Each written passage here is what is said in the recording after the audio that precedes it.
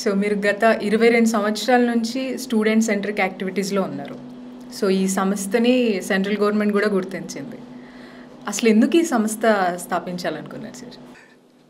చాలామంది పిల్లలు పేరెంట్స్ ఏంటంటే వాళ్ళు ఒక కోర్స్ జాయిన్ అవ్వాలి అనుకున్నప్పుడు వెళ్తారు, కోర్స్ జాయిన్ అయిపోతారు, అది ఏదో కాలేజ్లో చూస్తారు, తీసుకుంటారు, అడ్మిషన్ వెళ్ళిపోతారు. కానీ కోర్స్ కంప్లీట్ అయ్యి బయటకు వచ్చాక చూస్తే మీరు వాళ్ళు ఏదైతే స్పెషలైజేషన్ తీసుకున్నారో, లైక్ ఇంజనీరింగ్ కావచ్చు, మెడిసిన్ కావచ్చు, లేకపోతే ఇంకో కోర్స్ కావచ్చు, ఏదైనా సరే అదే డొమైన్లో సక్సెస్ అవుతున్న పర్సంటేజ్ తక్కువ ఉంది. రీజన్ ఏంటి అని ఒక చిన్న రీసెర్చ్ చేస్తే వీళ్ళకి ఇండస్ట్రీ రిక్వైర్మెంట్స్ ఏంటో తెలియకుండా జాయిన్ అవుతున్నారు, కోర్స్ కంప్లీట్ చేసి డిగ్రీ చేతిలో పెట్టుకుంటున్నారు. కాకపోతే ఇండస్ట్రీ రెడీగా రావట్లేదు బయటికి. అంటే ఆ స్కిల్ గ్యాప్స్ అనేది చాలా హెవీగా వస్తున్నాయి. సో ఈ స్కిల్ గ్యాప్స్ వల్ల ఏమవుతుందంటే బయటకు వచ్చాక వాళ్ళు ఇంట్రెస్టెడ్ డొమైన్ ఏదైతే ఉందో అందులో సక్సెస్ అవటం తక్కువైపోతుంది.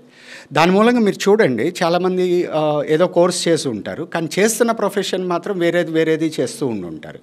బై ప్యాషన్ వెళ్ళే వాళ్ళు తక్కువ మంది అయితే ఆప్షన్ లేక వెళ్తున్న వాళ్ళు ఎక్కువ మంది అవుతున్నారు.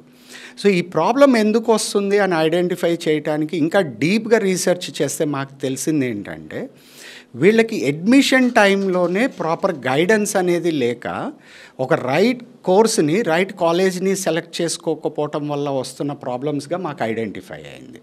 సో ఈ ఐడెంటిఫై చేయటం వల్ల మేమేంటంటే వన్స్ కోర్సు జాయిన్ అయిన తర్వాత ఆ స్కిల్ గ్యాప్స్ తగ్గించడానికి కావాల్సిన ప్రిపరేషను, ఈ గైడెన్స్తో పాటుగా అసలు అడ్మిషన్ అప్పుడే రైట్ డెసిషన్ తీసుకుంటే ఇంకా బాగుంటుంది, వీళ్ళకి కెరియర్ ఇంకా సెటిల్ అవడానికి ఛాన్సెస్ ఉంటాయి, సక్సెస్ అవడానికి హై ఛాన్సెస్ ఉంటాయి అని అడ్మిషన్ గైడెన్స్ దగ్గర నుంచి స్టార్ట్ చేయటం మొదలైంది.